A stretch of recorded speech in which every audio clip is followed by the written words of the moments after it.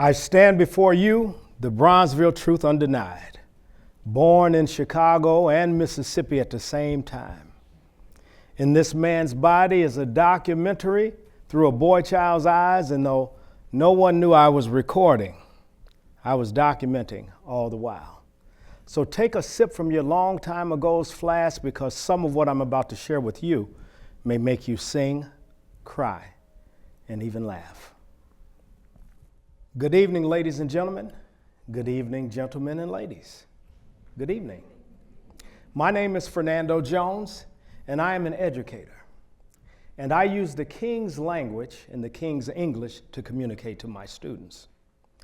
I am also an illustrator, and I use colors, shapes, and lines to communicate design. Hi, I'm Fernando Jones. I am also a playwright, and I use dialogue to help my characters communicate with each other to help move the story forward. I'm Fernando Jones, and I am somebody. I am a musician. I would like for you all to repeat after me. I am somebody. I am a musician. A musician is a person that makes music. A good musician listens,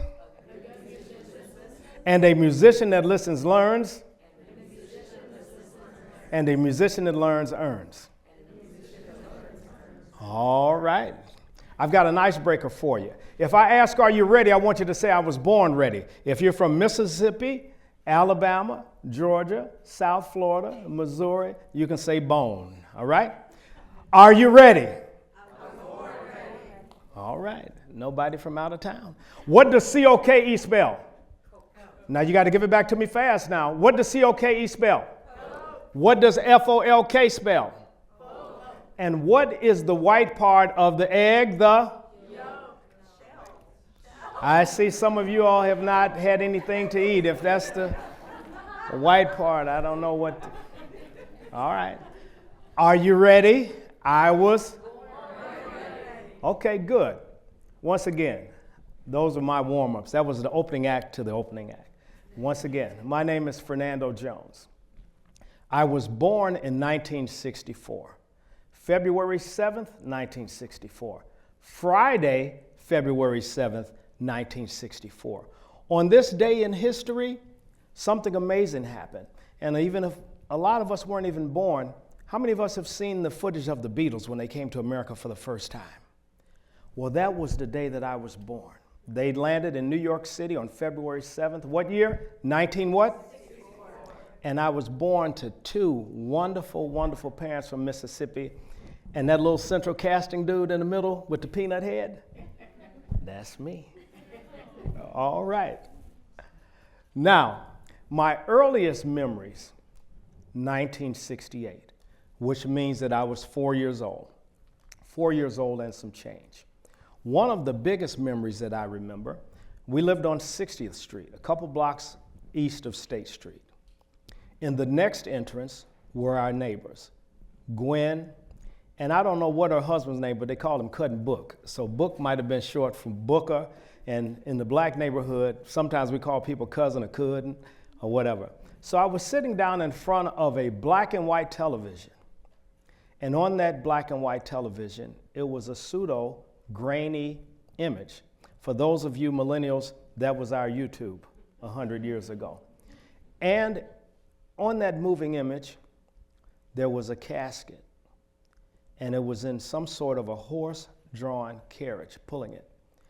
I later found out that that day was April 9th, 1968, and inside that casket was the body of Dr. Martin Luther King. And we all know from the wonderful U2 song, Pride in the Name of Love, that Dr. Martin Luther King was assassinated on April 4th, right? He said, shots rang out April 4. All right. Another memory that I had was of my brother Marvin. I have two sisters, and that is a TED Talk for another day. I'm the baby. Thank you very much. I have three older brothers. My brothers were all impactful to me in different ways. And those of you all who have brothers and sisters, you know at some parts and some points of your life, you're closer to one brother or one sister at a particular time. You're closer to him or her than the other one. 1968, my brother Marvin was in Vietnam. There was a knock at the door. I'm still 4 years old. Someone opened the door. I don't know if it was my father or my mother. And these two G.I. Joes walked in. To me, I thought that they were toys. They were members of the United States Marine. They were beautiful. They were handsome. Once again, they looked like giant G.I. Joes. They had on that beautiful blue United States Marine jacket, and they had on white pants. One guy was a European American representing his country. The other one was an African American representing his country. So my parents had me to go into another room. They were there to deliver a message. I didn't know what the message was until about 40, 45 years later. My brother Marvin and I had a conversation, and a lot of times people from my experience that have been in war, they can't just talk about it right away. So he told me, he said, anytime I talk about it, little brother, you can feel free to record, because there was some funny stuff and there was some sad stuff. So he was talking about that moment and what happened. He was a Purple Heart, is a Purple Heart recipient, but that particular moment, he got lost in the jungle, and he was lost for about a day. They found his helmet. By the time he made his way back to the base, he said he walked up on the gentleman, his Marine brothers, their backs were turned, and they were having some sort of a ceremony. So he walks up to him and he looks over the shoulder and he sees his helmet. And they're having a burial service and a funeral service for him. And so he asked one of the guys, say, man, what's happening? He said, man, Moon is dead. They called him Moon. I guess when you're from Chicago or Harlem or Watts and you're black, you get funny nicknames. Sometimes they're pejorative, sometimes they're funny, sometimes they just call you by your city. And so they turned around after a while having the ceremony and realized that he was not dead. So that was an early memory. Another memory that I had, 1968, still 4 years old, which would shape my entire life. One of my other brothers, Greg, who was the brother closest to me, he's 8 years older than me. So if I was 4, he was how old? Do the math, you all. This is an interactive piece. He was what? 12 years old. Very good. You guys get an A in no summer school. All right. So keep in mind, this is 1968. We lived in an apartment that was a product of white flight, right? In that apartment, we had an organ, a Wurlitzer organ. That was a big deal. Greg was 12 years old. He was like people throw these words around, a genius. Greg was dynamite. He was playing Jimmy Smith and all that stuff as 12 years old, working the bass pedals on the floor with his feet, so on and so forth. There was a Fender guitar laying up against the wall. There was a drum kit in the other part of the living room and the organ, right? My brother said something to me that all big brothers and big sisters say: don't bother it. I got busted. I was attracted to the guitar because I later found out that it was shaped like a woman. And I was kind of a mannish little guy, so I was attracted to it. So my brother busted me. And usually in the 1960s, your brothers or sisters would kill you. But since I'm here, you know he didn't kill me. But what he did was so nice and so beautiful. He took my hands and tried to get me to make a chord, and I couldn't do it. My hands were so stiff, and I was scared at the same time because I was waiting for the beating to come. But Greg nurtured me. He loved me, and he gave me a passport to the world. Greg now is a blues angel, and I'll tell you about another one of my brothers who is also a blues angel. Mentorship and brotherhood. On the right is my eldest brother. He's about 18 to 20 years older than me. His name is Foree. We call him Big Flo. That's a photo from 1990 at the Chicago Blues Festival. I believe the date was June 9th. That's impactful because me being there were two brothers in between us, right? So he's the oldest brother and I'm the baby. I was never good enough.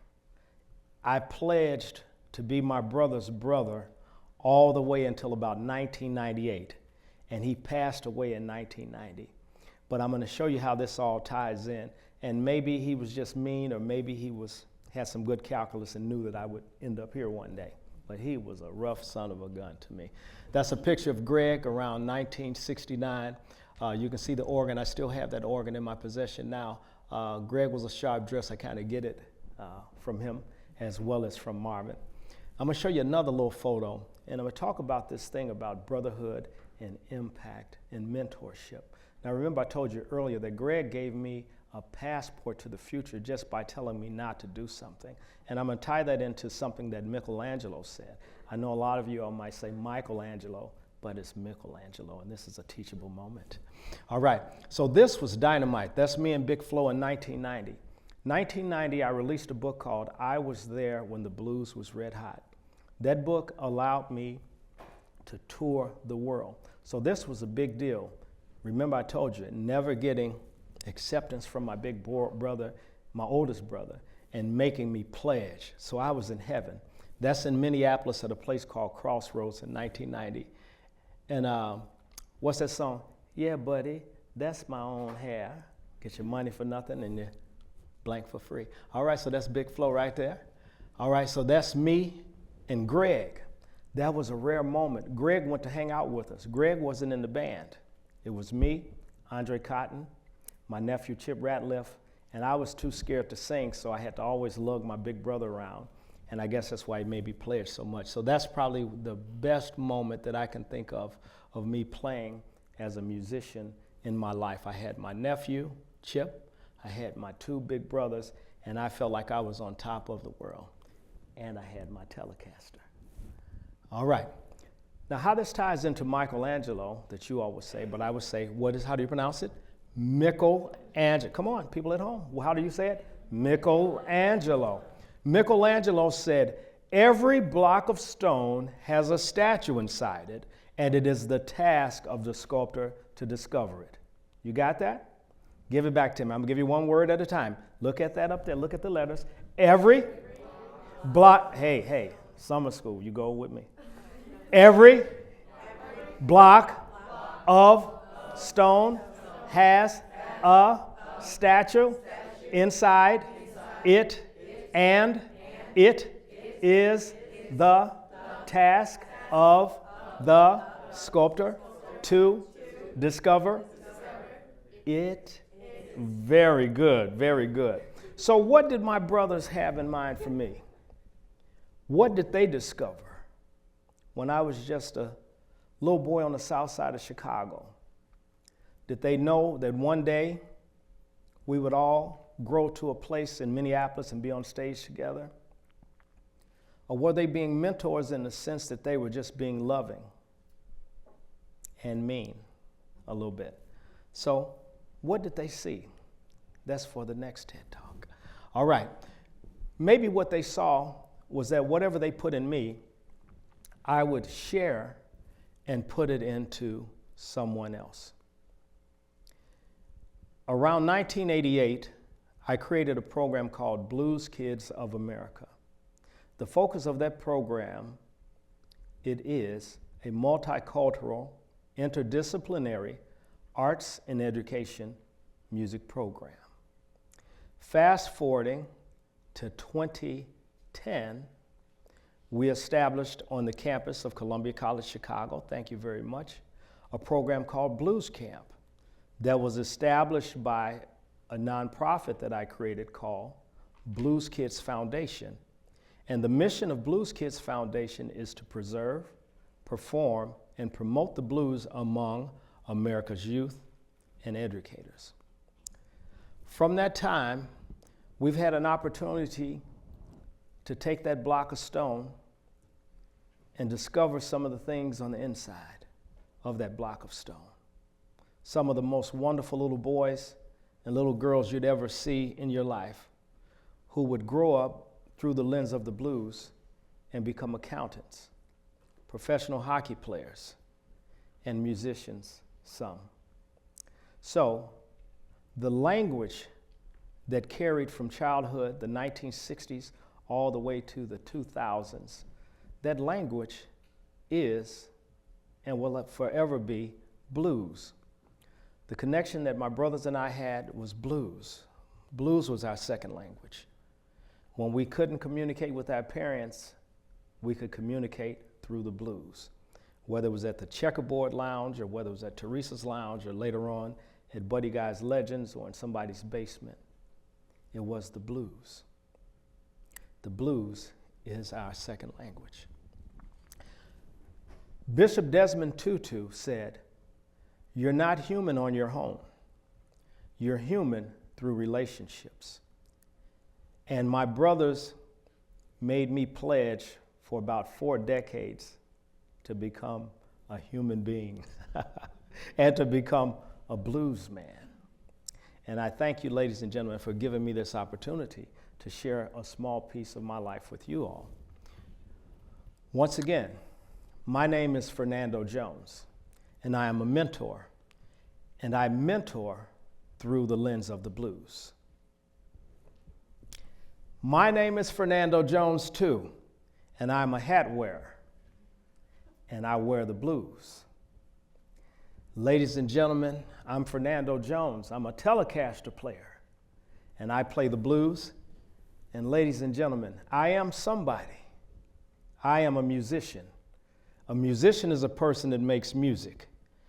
A good musician listens, and a musician that listens learns, and a musician that learns earns. Well, I tumble like a tumbleweed, and I roll like a rolling stone. Hey, you'll never see me crumble, and you'll never know the blues I've known. Well, my mother's from Mississippi, and my daddy's from there too.